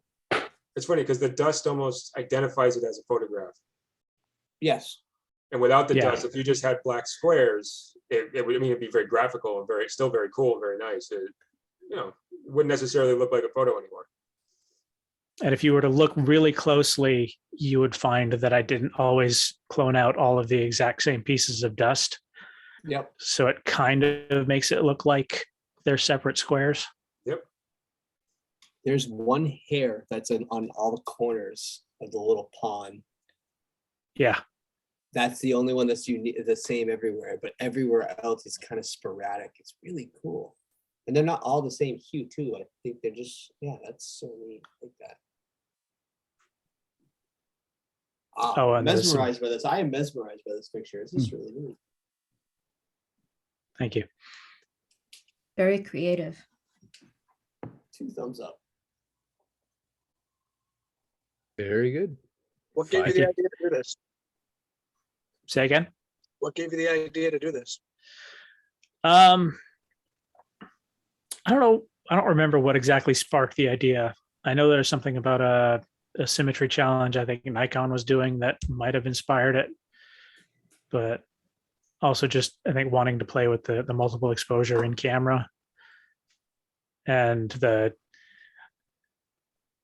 lighting trickery is what really sort of developed the idea. This would make an awesome print, man. It's great work. Thank you. Very great. Very, very good. Scott, did you call 5 minutes? Yep. I thought so. All right, Ben, I mean, really nice, really nice. Nice job. Thanks for participating. Thank you. All right, who's next? Let's see. Scott? Yeah, Scott. I know where you took this picture. It's actually a sunset. I went for the sunset and somehow it got converted into a black and white. I love this little farm. It's got so much character, and I think you captured it here with these two little trees and that little rock pile. I know exactly where that is, and I've been. Yeah, I've it's seen right it on a 6th lot. Street, right? Coming out of Dover, going towards Rochester. Yep. Uh, That's- I love Pickering it. Road. That- Yep, Yeah, Pickering what's the name Road. of the Yep. farm? It's Jenna's Farm, right? I think it is. Yes. There's And, a tree. If you're staring where you're staring right now and you look left in that field, coming from Dover into Rochester, that tree always catches my eye all the time. It's just standing there right out on its own all the time. Oh, it's beautiful. That was my minimalism photo this year. That's why I know this one really well. Scott, Yeah. I love it. It's a beautiful property. Except for the dump in the background. It's gorgeous. Well, That's why Duffy's a nice Scott color shot to the well sky, on though. this. I actually did something on this that I don't normally do. I turned on, when you go into the, go to crop it, the grid lines. Yeah. So that I put the trees right on the grid lines. I usually don't do that. You don't use your lines, Scott? Oh my goodness. Oh my God. No, the ones in Lightroom, I meant, when you go to process it. I Yeah. usually don't use those. I actually like the fact that you went black and white with this. Yeah. Yeah, it brings all the attention to the trees. Like if everything was, if it was this beautiful orange sunset, that's what you would see. The trees would just be there. Yeah, the clouds had a funky purplish hue to them, and I don't know, I didn't like it. So yeah, black and It white. creates a very good contrast, the image too, because you get the deep tones in the clouds. And I like the open space of the sky, kind of makes you drift away. Oh, that's cool. Kind of Very, going very back cool. to your commentary about using the grid lines, I think that this has been kind of an interesting challenge for everybody, and it's been nice to see the composition that everybody's been coming up with the square box, and how differently everybody has been moving their photos, because everybody kind of ends up cropping their photos in the same way. You kind of have like the same balance, but everybody has seemed to put everything right like towards the center and just changed it up just a little bit. It's been really interesting, everyone. It's cool. It gives you an opportunity to play with composition a little differently than you normally would. Breaks the rules too, you know, like don't be scared to slap a horizon right in the middle if you're doing a square crop. It doesn't look that bad if you got a good foreground to work with. I Yeah, love the right. horizon line low on this. This is really cool. I mean, in a way, this is bisected as well. I mean, the image sort of stops right in the middle, and but it just keeps going. Yep. So it has it's interesting. Yeah, if you like this challenge, you can thank Scott. I believe it was his idea. It's difficult to make a square crop look like it's vast. It has a lot of space in it. So that's well done, Scott. You know, for a change. Yeah.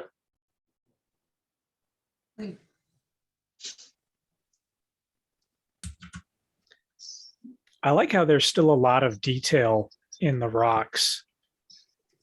With this being a sunset, you'd expect the dynamic range to be a lot, you expect it to be a lot darker in the foreground on the rocks.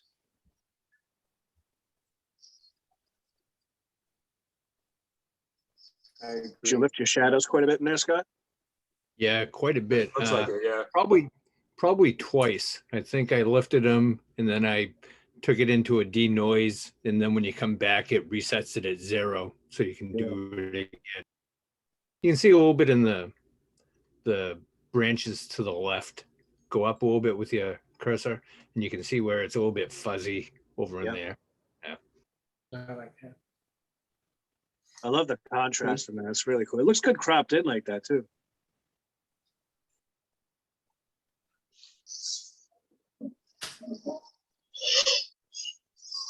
All righty, that's 5. All right. Oh, All righty. Nice job, Well done. Scott. How many do we have left? Driven by those trees hundreds of times. You're the first person that I've seen that's actually dropped an image of them. So this one's Asina. What are we looking at? Not a water Well, glass. or a wine obviously, it's a glass of water. Well, that's not obvious. I don't drink purple water. It's like a potion. Yeah, I know, right? it's a witch's brew. I like your colors. I like all the different colors in here. Good contrast. Absolutely.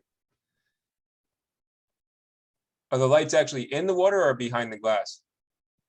They're all behind the glass. All of it's behind the glass? Yeah. If I had to make one recommendation, so you see how you got the lights that are reflecting off the front of the glass, the oranges and the greens. I'd almost want to remove those, so that way there's separation between that and the other one. Just my personal thought. I don't know. What's everybody else think? You're talking I about think at least this? Those. yeah, that little grouping there. And a little bit more up at the top here. Yeah, I agree. Well, and then there's a window reflecting here, unless that's on the other side. I'm not so bothered by that one because it's the same tonal range as the one that the stuff in the glass inside that glass. But that's just my thought. What does everyone else think about that? Do you like them there? I agree with you. They're a bit distracting. I like the lights in the background, but as far as what's in the glass, having those two little groups over to the middle right there being the same tone as what's in the background, because the tones are so different. The ones in the background are warm, and then it's mostly cool inside the glass. Those little green and orange ones inside the glass are a little bit eye-catching and just distract a little bit from what's actually going on in the bottom of the glass with the warm tones. But that's just my opinion. I do love the tone on the wood of the table that it's on. There's a great shadow of the glass, and then you get the warm tones coming in off of the lights behind. I think that's really great because it brings up the texture there. I like that a lot.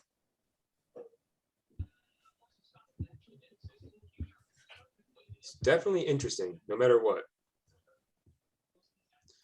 You did a good job with like the edges of the glass. Very good. So when you backlight something like this, you can very easily blow out the edges and you can lose them. But you kept a nice sort of like, there's just the light's contained. You have nice black edges, so you can just pick up the edges of the glass. If you look for it, you can find sharpness. So it's in focus. What's the aperture on this? 1.8. Probably 1.8. Yeah, I might have gone a little bit higher than that. That way this line, the liquid line, would also be sharp. Yep. Like maybe, you're at 35 millimeters, you're probably right on top of it, right? Yeah, pretty much. Yeah, so you'd have to go up to like F9, or maybe even a little bit higher to probably get your depth of field deep enough, being that close to the subject. But that would be my only thing, because I kind of want this line. I kind of agree too with the, actually I don't kind of, I do agree that these are distracting. I agree with Jared and Amanda. But I kind of want this line to be sharp. Yeah, I was kind of disappointed myself that that line wasn't sharp, but I just love the edges of the glass and how sharp they were and how they have that like just slight little green line just along the sides of it. And as you were talking about the little green and yellow dots in the middle of it, my first instinct was that it just kind of looked so mystical that it seemed like it made sense that there was like these other like little blippy colors in there. And now that you've talked about it, I'm not so sure anymore. I love the abstract look to this. I've become more and more accustomed to trying to find more abstract looks in photography, and I think you're close to being right where I would expect it. I love that the lighting choice, the different colors. I think that works out well. Like Sean was saying, the depth of field a little bit change would, I think, improve it. But I love the different kind of look to this than we see with a lot of other images that we get during our image challenges. Yeah, Sina, you're really setting yourself apart as like the abstract queen. Yeah, Not in a bad way. I feel like no, and I take that as a compliment. Oh, okay, and good. I always kind of want to take something ordinary and just tweak it somehow. And you know, I was kind of thrown off by the make it square. I don't know why I had it like stuck in my head that I needed a square something, and then I'm like, no, I can't have it square. It needs to be different than square. So I was trying to find round things, and that's where this whole idea came from. And Well, I think you did a good job placement of the glass too, because you see how it's set back a little bit, so you got a little bit of that foreground too. I think that's kind of cool, and then it kind of cuts off at the top a little bit. So I think by Yeah. adding that circular figure in there, I think you kind of added a little bit more element to it, like you were saying. That's neat. Yeah, I it's would interesting. play It with almost looks like it could be taken at like a nightclub or something. I would try this again and see it too, and I would play with it and just like what I would do is I'd rearrange the lights, I would change depths of field, I would turn my ISO up and down and play with stuff like that, and just kind of like get different like ideas, and then you can adapt with it. So you could play with this for hours, really, when you think about Yeah, it. 'Cause yeah. You can set this up yourself. It seems like I did. And I would, yeah. I don't do this enough. I had taken I took, you know, a whole bunch of photos of this one, and what was really fun about it was that the lights in the background, they flicker different colors. So every single picture was so different, and this was the only one that came out where like the water was just that pinky blue, and then the background was just that warm green and yellows, and there was something just like so like night and day about it, that they didn't go together, and you wouldn't have thought that they were the same strand of lights, and they were. So it was just that moment. What? That's one strand of lights and not different color lights. That's really cool too. Correct. Oh, Yeah. that's really neat. Okay. I want to find out how stuck to a ask mirror. a bartender to make this. What? Say that again. I said I want to find out how to ask a bartender to make this drink. Yeah, there you go. It's almost like it's like an on fire shot, like you know, with a really high proof, and they lit it on fire, and that's like the flame kind of growing in it. It's really cool looking. What is the vertical blue on top?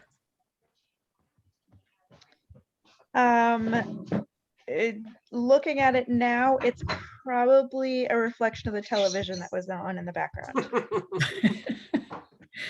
It doesn't bother me. It's just, I don't understand it. And the rest of it, Yep. I don't know. Somehow- I just wondered what it was, but that makes sense.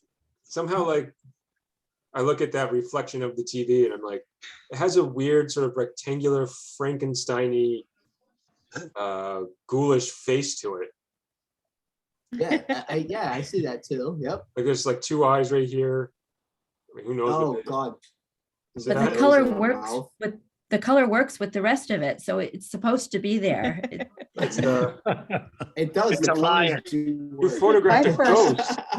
My first thought was it was a stirrer in the drink. Yeah, that was same my make. Yeah, see, that's the More ghost, and then this is like the ghost's hand reaching around the glass to get it. Sean, There's always a good story with your photos, Tina.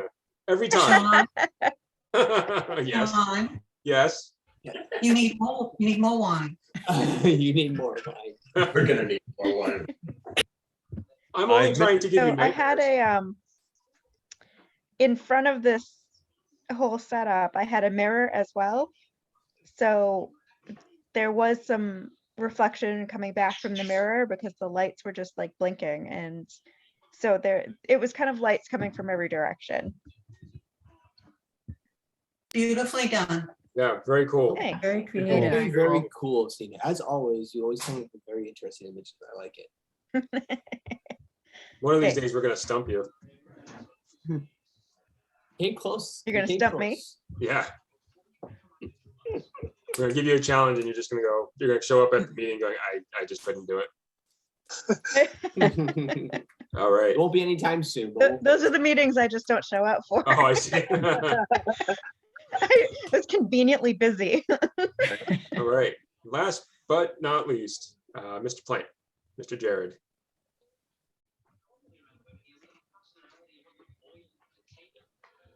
Nice contrast. Yeah, nice light.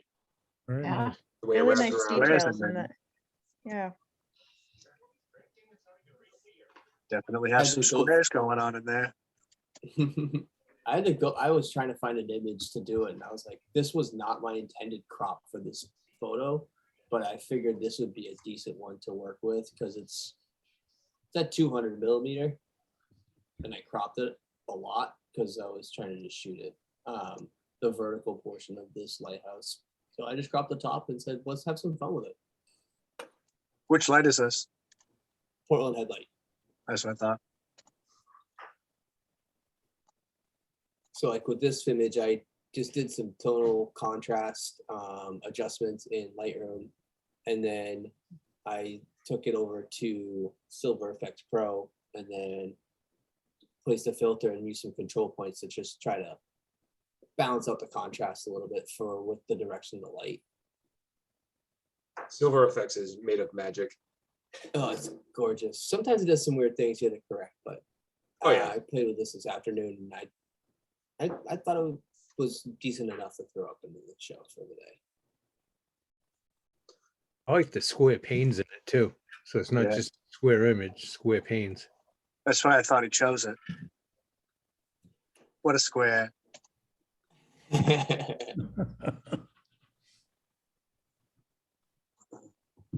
I love the contrast in the details. The black ring is just so black, it's so shiny. And the bricks are just, you can see the texture on them. Yeah, the detail in there, absolutely. Detail is Yeah. beautiful. Yeah, I even, I think I see a few like little dings and digs in the metal on the rectangular panes on the top of the lighthouse. Too, not where the glass is, but the ones over to the left. Those are from Definitely. heavy birds. Big Definitely birds. a good amount of texture and detail in this for sure. I'm surprised it came out as sharp as it did because I was hand holding this and shivering at the same time. Very cold. Because you can handle being in the cold. It's not usually a recipe for sharp images. No, it's not. So when I brought it home and put it in the Lightroom, I was like, wow, that's really sharp. I was expecting it to come out like crap. Oh, looks great. Thank you.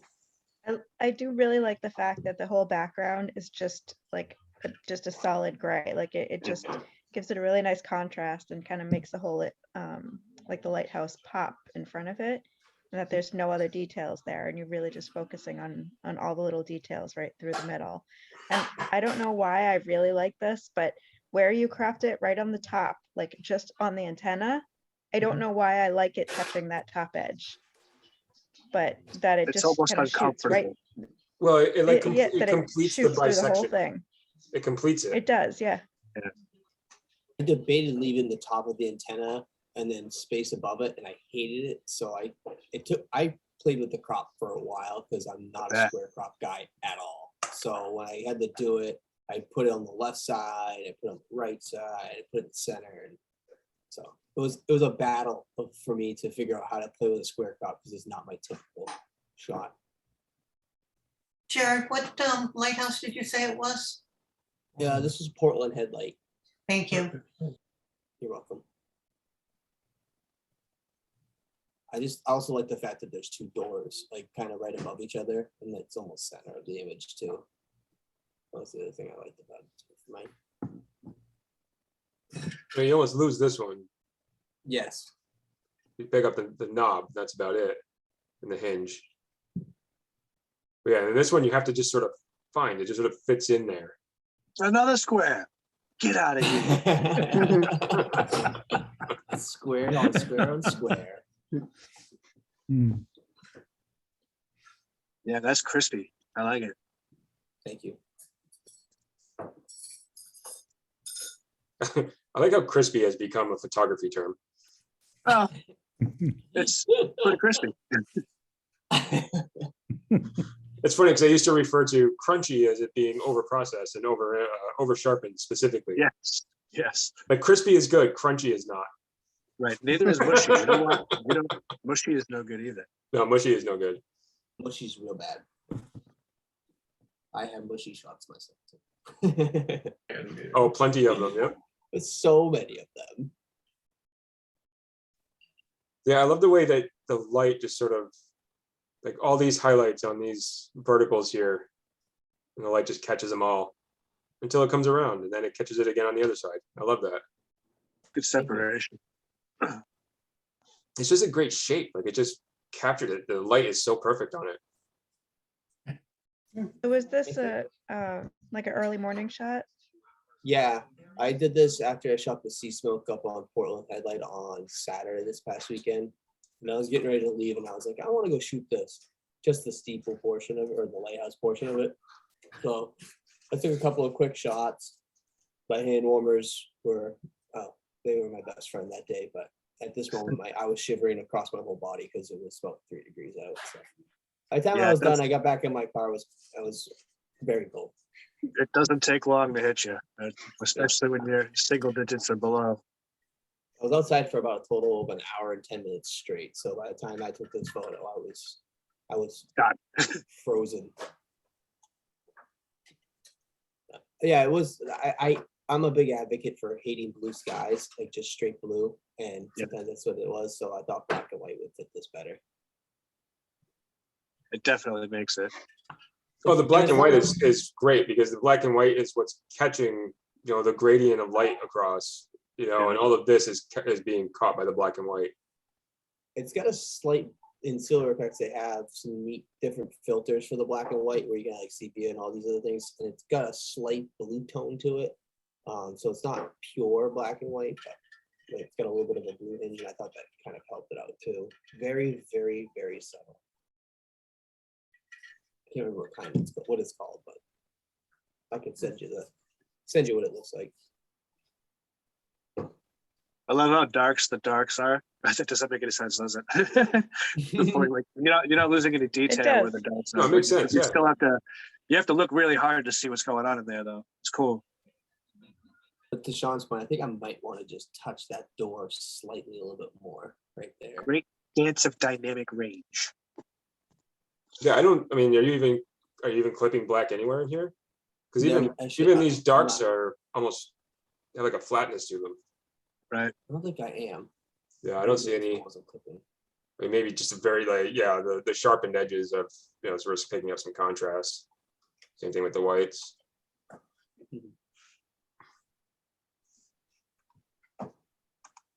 That works. Yeah, very cool. Thank you. 5 minutes. And that's that. Excellent. All of our images for this month. All right. Nice job, everybody. Yeah, that was a good challenge. Everyone. I really like this challenge. I think it almost made it harder that you could do anything that you wanted as long as it was square. It was a good challenge. Yeah, I enjoyed it. It was there was a lot of freedom in it. So which is fun. Just a lot of creative freedom in that kind of a challenge. The next challenge I think does too. So interesting. I don't want to do cold. Like, no. You got my cold photo. Use that one. We're gonna check the dates on all of your photos to make sure that they were taken in the time frame, Mr. Matty. Yeah, we're checking your metadata, sir. We're checking your metadata. Don't you think you're deleting that?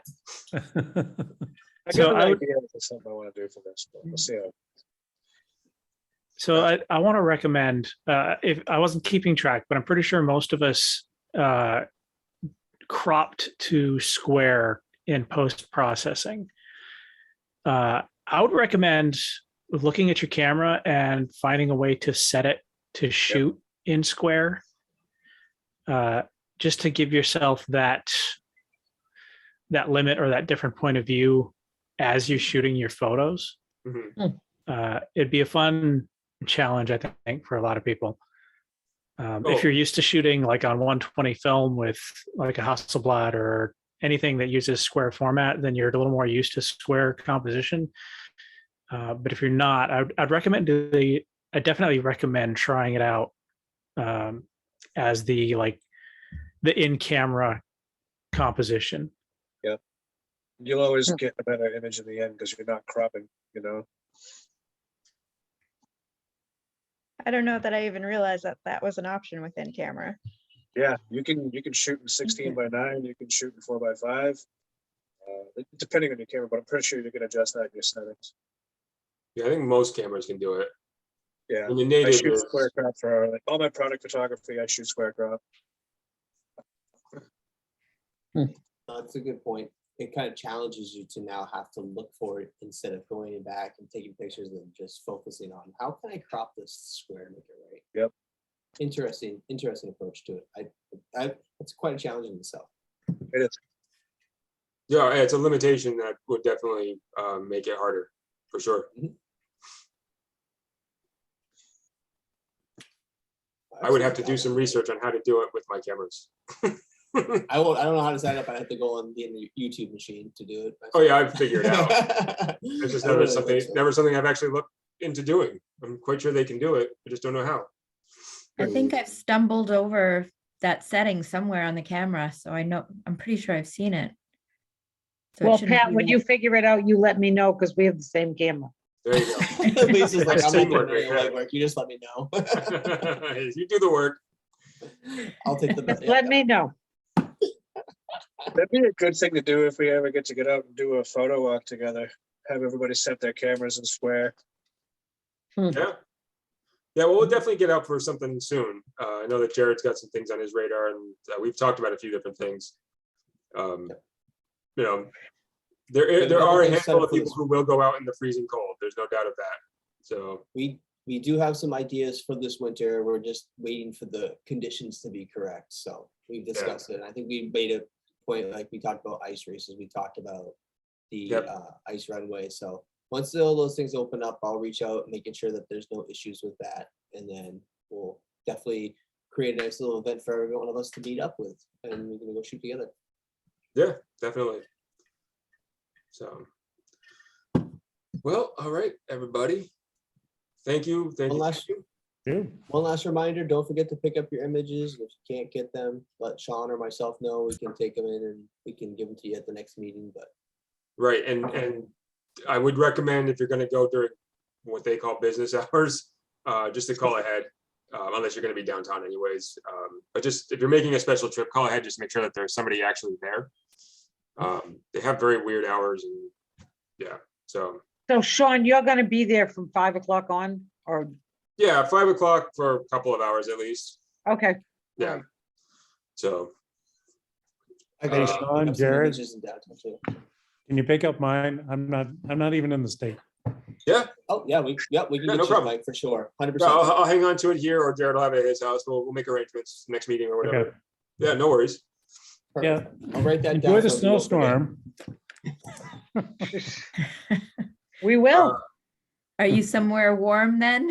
Where you're Well, not I'm gonna not see it? exactly, it's not exactly warm. I'm in South Carolina, but It should be warmer, but it's not. Yeah, it's warmer. Warmer. no snow. Well, we had an ice storm here the other day. Yeah, that was nasty. Yeah, I saw that. Yeah. Huh? I blamed it all on my wife. She loves the cold. I said, you brought it with you. Well, the good news is we'll grab your image for you, and you'll miss the blizzard this weekend. So Exactly. It's not gonna be a good time. But with next month's Way too challenge, you'll shy. probably see lots of pictures of the blizzard next month. I might, yeah. Get out and do some panning of the snowplows. Yeah. Sean, you get could hit probably by- do that from your doorway. I could, except I think this is the last road they do. So like when they finally come through my road, I'm usually pretty Well, that convinced gives you that time. it's You can safe to walk down to venture. this. Hey, you're not far from Main Street. You can walk down the street and you can practice on the ones that go down Main Street 3 times an hour. I'll go out and practice. Yeah. Go practice, yes. Like you need it. I haven't done it in a while. Been a few months. So yeah, all right. That's all I have for you guys. If I see you Friday, great. If not, I guess the next meeting, like I said, is February 9th. See what's his face? Mark Bolden. Mark Bolden, yeah. I wanted to call him Bill for some reason. I knew that wasn't right. When's Corey Kane doing this thing again? I am literally exhausted. What? May. May? What was that? Corey Oh, Kane. okay, yeah, it's gonna be May. Whatever the second Wednesday in May, whatever that is. From somewhere around the 10th, I guess. Yeah, and he's not exactly sure yet if he's gonna do landscape or focus more on birds. If you guys have any wants, let us know. I can reach out to him. I don't think he has anything prepared yet, so he's just agreed to do it at this point. I'd say do a mix of both, man. They do this slaughterhouse at both subjects. Like, oh my God. He could do one just on snowy owls and we'd all be like, wow. Seriously. Yeah, so you hear the guys talking about him. Yeah, if you don't know who Corey Kane is, look him up on Facebook. His work is, it's top notch. Unbelievable. So CAIN. and I think he's an instructor with hunts, isn't he? Or no, I think there's someone else. That's someone else, I think. I don't think he is. I don't think he is. No. Yeah, I haven't heard of him. No. Take a look on his Facebook page. He's got some great great pieces. We can share his page onto the website and then or the GRCC page. And then if you see anything of interest, let us know. We can reach out to him and see if he will be able to input that into his presentation for everybody. He's always dropping work consistently too. It's ridiculous. Daily. Yeah. Yeah. So here you go. There's Corey. Yeah, I was on that page right now. I'm looking at that picture, Sean. Oh, yeah. I think he goes to the Nubble every day. He's quite good. His Nubble Lighthouse pictures Oh, that's great. Unbelievable. He lives like a half an hour or so from the Nubble, so.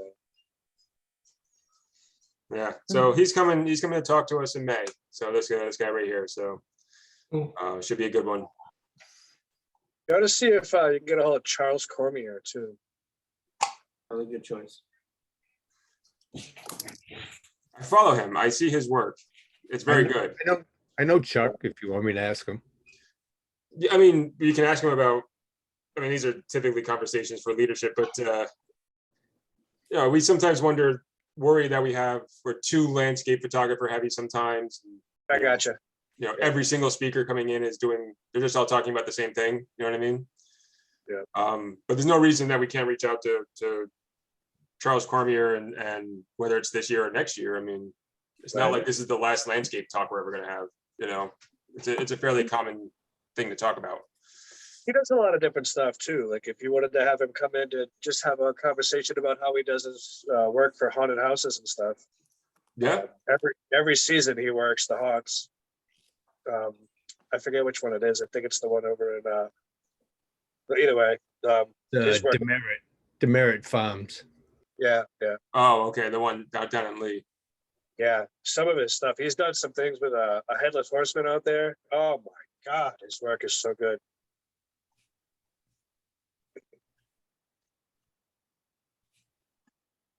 Oh, So well, good job, everybody. Awesome turnout. Good to see everyone. Great work, everybody. Thank you to actually both. Well, Ben's still here and Sharon's already left, but that's okay. Yeah, thanks for. It's not easy to put your work out there like that. I know Ben probably does it a little bit more than other people, anyways. But it's not easy to come in to a situation where you're going to get critiqued. Even as gentle as it is, it's not easy to take it sometimes. So good on you guys for Amanda and Ben and Mike and everybody who is just starting to do this more and more. So that's all I got. At this point, I'm rambling, so I'm gonna go and eat some ice cream and go to bed. Nice to see everybody. See you guys on the 9th. If you need anything from me, you know how to reach me. Cool. All right. See All ya. right, guys. Nice. Good all. Later, folks. Night.